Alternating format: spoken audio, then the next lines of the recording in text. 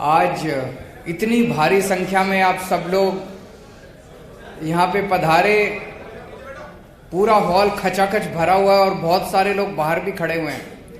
आप सब लोगों का तहे दिल से बहुत बहुत शुक्रिया, बहुत बहुत आभार।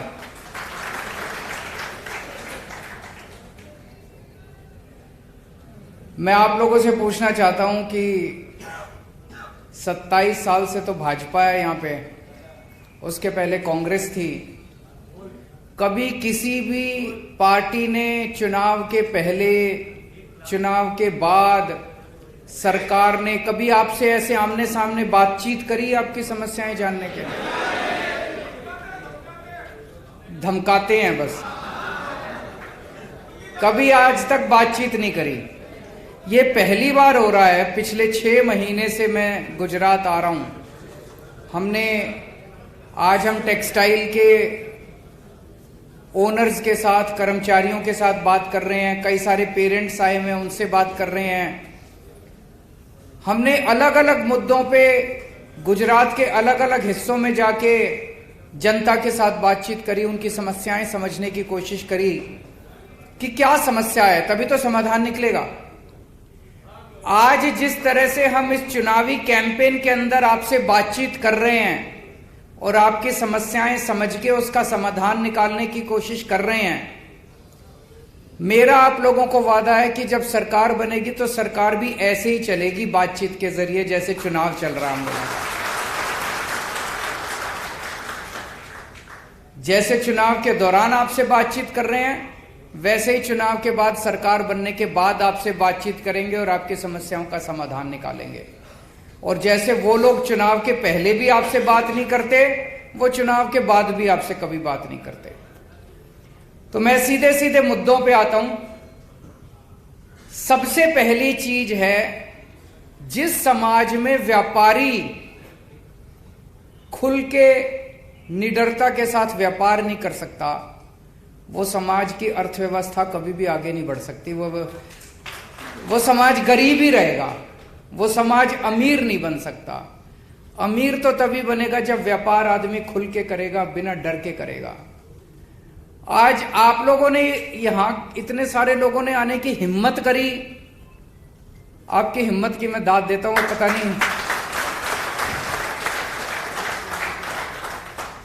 पता नहीं कितने आप में से कितने लोगों के नोटिस वोटिस आ जाएं, रेड वेड हो जाए, है कि नहीं है? ऐसा डर का माहौल पैदा कर रखा है इन्होंने, ऐसा डर का माहौल पैदा कर रखा है। मैं एक छोटा सा उदाहरण देता हूं। कल हमारा एक कार्यकर्ता नीचे सड़क के ऊपर रेडी पे कुछ खाने के लिए गया, उसको भूख लगी थी। तो रेडी पे खाते खाते उसने पूछा, किसको वोट दोगे भैया? बोले भाजपा। फिर बैठ गया वो, वहां पे स्टूल पड़ा था, स्टूल पे बैठ के खाने लगा, बातचीत होने लगी। थोड़ी देर बाद रेडी वाला कहता है कि सर हमारी पूरी गली झाड़ू को वोट दे रही है, मैं भी झाड़ू को वोट दे रहा हूं। सो उसने पूछा, भाई भाजपा क्यों बोला? बोला सर आप शक्ल से भाजपा वाले लग रहे थे, मैंने सोचा मारोगे मेरे को। बताओ, एक आम आदमी गुजरात के अंदर ये नहीं बता सकता कि मैं इसको वोट दे रहा हूं कि उसको वोट दे रहा हूं। क्या डर का माहौल है गुजरात के अंदर। गलत तो नहीं कह रहा जी? मैं तो अब ये कह रहा हूं कि सड़क पे ये जो सर्वे करने वाली कंपनियां आ रही हैं पूछने लोगों से, जितने भाजपा बोल रहे हैं वो वोट झाड़ू को देने वाले हैं। और देख लेना, कुछ चमत्कार ही होने वाला है इस बार, परिवर्तन। तो सबसे पहले तो आपका डर खत्म करूंगा मैं। हमारी सरकार बनेगी, निडरता से काम करना, किसी से डरने की जरूरत ही नहीं है। किसी का कुछ छीन के खा रहे हैं क्या? अपना काम कर रहे हैं, 24 घंटे खून पसीना बहा रहे हैं, मेहनत कर रहे हैं। अभी मनोज केजरीवाल जी ने कहा 18 साल से इन्होंने अपने माँ बाप को नहीं देखा था, माँ बाप को छोड़ के और यहाँ पे काम करने आए। और उसके कितने लोग हैं जो अपना घर बार छोड़ के 24 घंटे मेहनत करते हैं कि 2 पैसे कमा जाए, और उसके बाद ये इतनी गुंडागर्दी करते हैं। इस गुंडागर्दी से सबसे पहले मुक्ति दिलाएंगे, आप खुल के काम करना।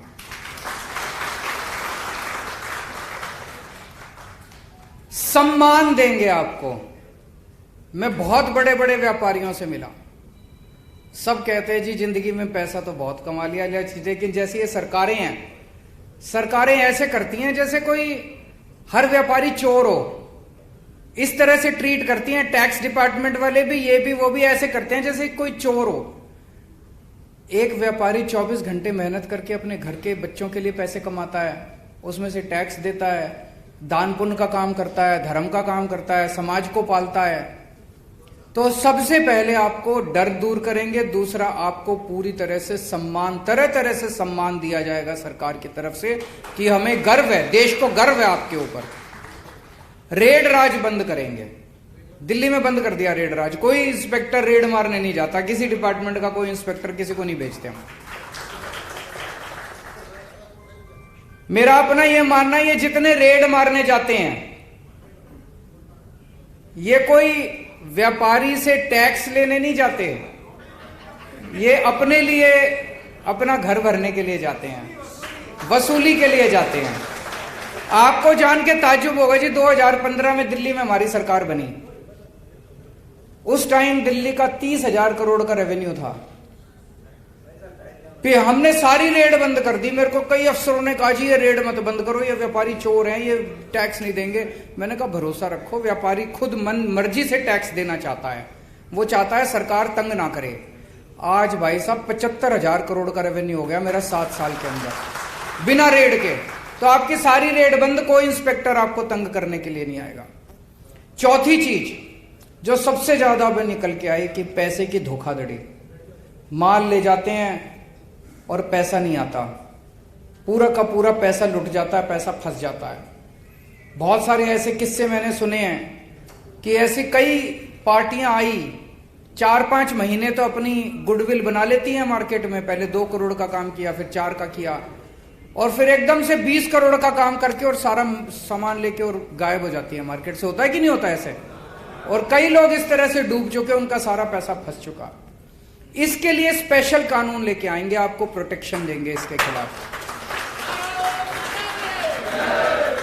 अभी 1-2 सुझाव तो आए कि उसमें क्या होना चाहिए। आपकी एफआईआर भी होगी, आपको परेशान भी नहीं करेंगे, और केवल कोरी एफआईआर से आपको अंत पंत में आदमी को एफआईआर थोड़ी चाहिए, अंत पंत में तो अपना पैसा चाहिए वापस, है ना? तो एफआईआर भी होगी और पैसा भी वापस दिलाएंगे आपको आपका। और ये पेमेंट की प्रॉब्लम केवल सूरत की या गुजरात की नहीं है, पूरे देश की है।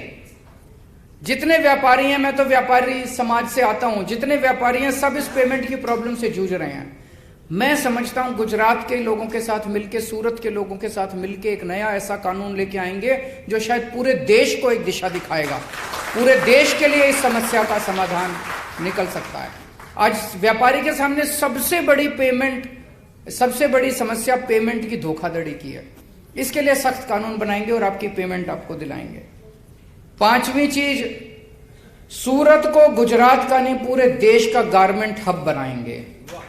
एक नया इंटीग्रेटेड टेक्सटाइल पार्क बनाया जाएगा जो पूरी तरह से एक्सपोर्ट ओरिएंटेड होगा। उसमें आपको तरह तरह की सुविधाएं दी जाएंगी। सुविधाएं सरकारी तौर पे इन द सेंस की, मान लो टैक्स ब्रेक्स हैं, टैक्स इंसेंटिव्स है, वो भी दिए जाएंगे, और सारी फैसिलिटीज भी बना के देंगे। अभी मेरे को पता चला मल्टी स्टोरीड बिल्डिंग्स में आप काम करते हैं, वहां ना पानी है ना सीवर है, बुरा हाल है आप लोगों का। इसको सारे को मॉडर्नाइज करेंगे, पूरी सारी समस्याओं का समाधान निकालेंगे। आपको पानी भी देंगे, सीवर भी देंगे, बत्ती भी देंगे, सस्ती बत्ती भी देंगे, सारी सुविधाएं दी जाएंगी ताकि हजारों बच्चों को रोजगार मिल सके, खूब प्रोडक्शन हो सके और देश को डॉलर के रूप में एक्सपोर्ट इनकम भी हो सके। छठा, एमएसएमई का बेनिफिट आप लोगों को नहीं मिलता। आप अगर लोन लेने जाते हो तो कोलेटरल मांगा जाता है, तो एक तो सबको एमएसएमई का बेनिफिट भी दिलाएंगे, और अभी जो 25 लाख रुपए की लोन की लिमिट है उसको 1 करोड़ रुपए लोन की लिमिट किया जाएगा। 7वां, जीएसटी से बहुत सारी परेशानी है, जीएसटी के रेट से परेशानी है, उसको हम केंद्र सरकार के साथ उठाएंगे। और जीएसटी को लागू करने में बहुत ज्यादा दिक्कतें हैं, उसको सिंगल विंडो बना के इसको, वो हमारे हाथ में है। जीएसटी के रेट तो केंद्र सरकार के हाथ में है, लेकिन जीएसटी का एडमिनिस्ट्रेशन जो है यहाँ पे लोकल लेवल पे, वो हमारे हाथ में है।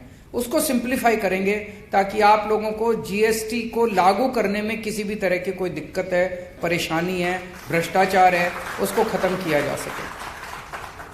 8वीं बेसिक इंफ्रास्ट्रक्चर दिया जाएगा, जो अभी मैंने कहा आप लोगों का बिजली, पानी, सीवर, ये सारा इसका इंतजाम किया जाएगा। 9वां बिजली के रेट बहुत ज्यादा हैं, इसको बिजली के रेट आप लोगों के लिए सस्ते किए जाएंगे। और 10वां, दिल्ली में हमने नया एक्सपेरिमेंट किया, door step delivery of services. जितनी भी सरकार की सर्विस है, आपको ये जान के ताज्जुब होगा, दिल्ली में हमने कई सारे सरकारी महकमों में ताला लगा दिया है कि अब यहां आने की जरूरत नहीं है। हमने एक नंबर दे दिया 1076, ये दिल्ली से ही काम करता है, ये यहां से काम नहीं करेगा। आपको दिल्ली सरकार से कोई भी काम हो, आपको कोई लाइसेंस लेना है, आपको किसी भी तरह का काम है, आप 1076 पे फोन करो, वहां से आवाज आती है जी आपको क्या काम है, आप अपना काम बता दो। फिर वो कहता है जी आपको, आपका ये काम करने के लिए मैं आपके घर कितने बजे आऊं।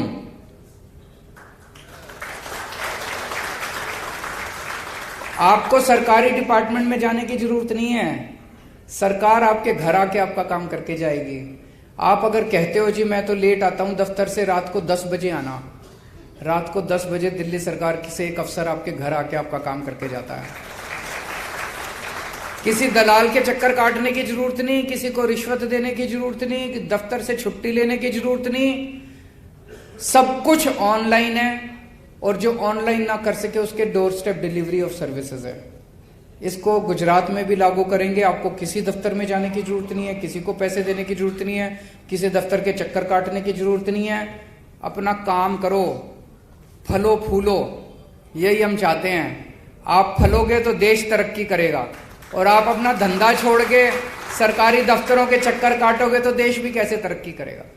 ये सरकारी दफ्तरों को भूल जाना, एक बार हमारी सरकार बनेगी, आप चिंता मत करना, सरकारी दफ्तरों को हम संभाल लेंगे, आप अपना धंधा संभालना।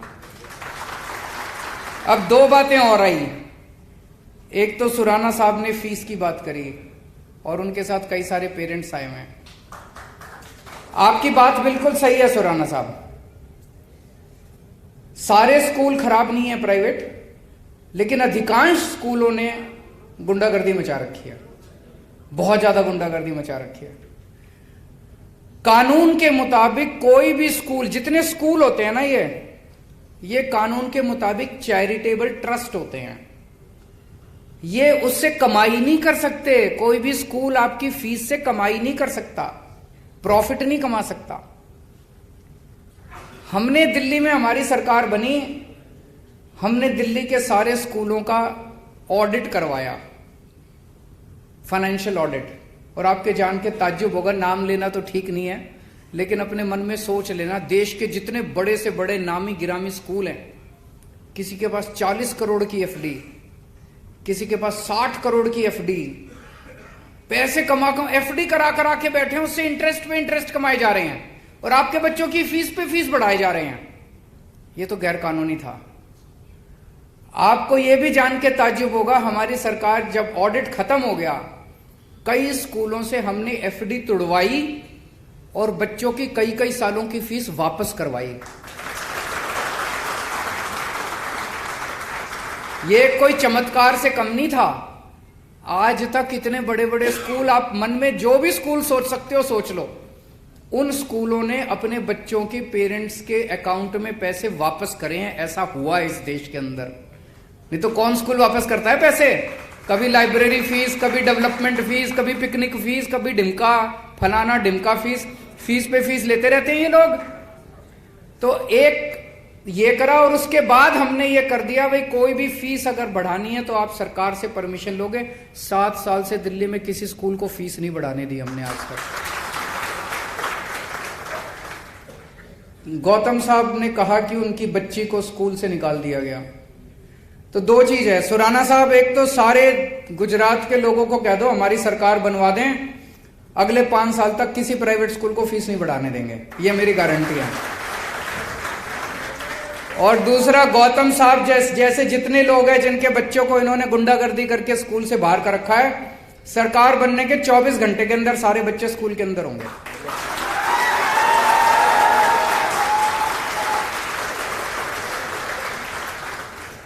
एक आपका नाम याद नहीं है, पीछे सरदार जी बैठे हैं, करण भाटिया साहब ने बहुत अच्छी बात उठाई। ये एक इस देश के युवा का दर्द है। इस देश के, आप तो किस्मत वाले हैं, आपके पिताजी के पास पैसे थे, आप 30-40 लाख रुपए देके कनाडा से पढ़ाए। लेकिन इस देश की अधिकांश युवा जो हैं वो बेबस हैं, लाचार हैं। उनके पिताजी के पास पैसे भी नहीं है, वो तो कनाडा भी नहीं जा सकते। लेकिन उनके भी सपनों को पर लगाने का काम सरकार का है, उनके भी सपने पूरे करने का काम हमारा है। दिल्ली के अंदर हमने एजुकेशन सिस्टम बहुत शानदार किया। ऐसा नहीं कि सब कुछ अचीव कर लिया, अभी बहुत कुछ अचीव करना बाकी है। लेकिन हमें ऐसी शिक्षा व्यवस्था इस देश के अंदर तैयार करनी है कि हमारे बच्चों को कनाडा, अमेरिका और वो अभी वो जो देश है जहां वॉर चल रहा है, यूक्रेन में बताओ, मेडिकल करने के लिए, मेडिकल की पढ़ाई करने के लिए यूक्रेन जा रहे हैं हमारे देश, हमारे बच्चे। हमारा देश कितना बड़ा देश है, कितना तरक्की कर चुका, और हमारे पास मेडिकल कॉलेजेस नहीं है। तो हम ऐसी शिक्षा व्यवस्था लेके आएंगे इस देश के अंदर, और दिल्ली के अंदर करके दिखा दिया। दिल्ली के अंदर सबके लिए एजुकेशन फ्री कर दी हमने, सब अमीर हो या गरीब हो, सबकी एजुकेशन फ्री है। और शानदार एजुकेशन कर दी, शानदार स्कूल बना दिए, सरकारी स्कूल शानदार बना दिए। बच्चे प्राइवेट स्कूलों से अपना नाम कटा कटा के सरकारी स्कूल में भर्ती हो रहे हैं। तो एजुकेशन सिस्टम अच्छा करना है, कॉलेजेस अच्छे बनाने हैं, अच्छे अच्छे शानदार कॉलेजेस बनाने हैं, और ऐसी व्यवस्था करनी है कि हमारे बच्चे कनाडा जाने के बजाय कनाडा के बच्चे अब इंडिया आने लगे पढ़ने के लिए। अपने बच्चों के लिए रोजगार का इंतजाम करना है। हो सकता है, बिल्कुल हो सकता है। दिल्ली के अंदर हम 11वीं क्लास से बच्चों को बिजनेस करना सिखाते हैं। हमने बच्चों के अंदर कूट कूट के भर दिया 8वीं 9वीं 10वीं 11वीं 12वीं में कि मैं बड़ा होकर नौकरी मांगने वाला नहीं बनूंगा, नौकरी देने वाला बनूंगा। तो वो बच्चे, उनको हम सारी चीजें, सारी पढ़ाई कराते हैं, उनको नए नए आइडियाज देते हैं कि कैसे मेरे को बिजनेस करना है। 9वीं 10वीं क्लास से उसको ये सोचने के लिए मजबूर करते हैं कि मैं बड़ा होकर क्या बिजनेस करूंगा। और अगर सारे बिजनेस करने लगेंगे तो एक एक बच्चा बड़ा होकर 3-3 4-4 लोगों को तो नौकरी देगा। तो हमें इस किस्म का माहौल तैयार करना है। लेकिन इस किस्म का माहौल तैयार करने के लिए पहले अपने जितने लोगों को हम चुनते हैं, आज मैं गोपाल इटालिया जी से बात कर रहा था, वो बता रहे थे भाई पहले मंत्री तो पढ़े लिखे हों तभी तो।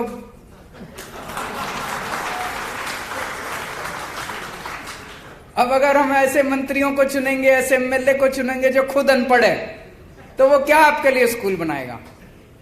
इनसे मैं बात कर रहा था, एक इनके पास लड़का आया गोपाल के पास, उसने आके इनका हाथ पकड़ लिया, कहता भैया आपको वोट दूंगा। तो उसने कहा क्यों, इतना क्यों वो हो रहे हो। तो उसने कहा जी ये जो अपना एमएलए है लोकल, इसके पास एक बारी मैं काम कराने गया, 2 घंटे बिठाया उसने। मैंने पूछा क्यों बिठाया, कहता ये तू लेके आया, ये इंग्लिश में है, मेरा इंग्लिश पढ़ने वाला जब आएगा तब।